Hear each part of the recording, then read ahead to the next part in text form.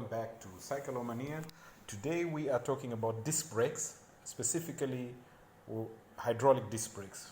You're ready to travel, you're going out to the mountains, to the trails somewhere, and by accident, while you're packing the bike, you hit your brakes while the tire is not on the frame. And when you do that, the calipers come close together and boom, now the space is so tight that you're not able to push back the disc brake into its location, right? So what do? What I would advise in this situation is always keep with you a pair of flathead screwdriver and a kitchen knife or something that's strong and as thin. You start with the kitchen knife, put it right in the middle of the opening, straight, do not scratch the pads, and then once it's inside, turn it left and right. By doing so, you will open the pads by pushing the pistons left and right.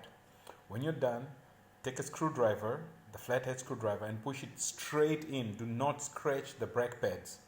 Okay, do not touch left and right, push it straight in.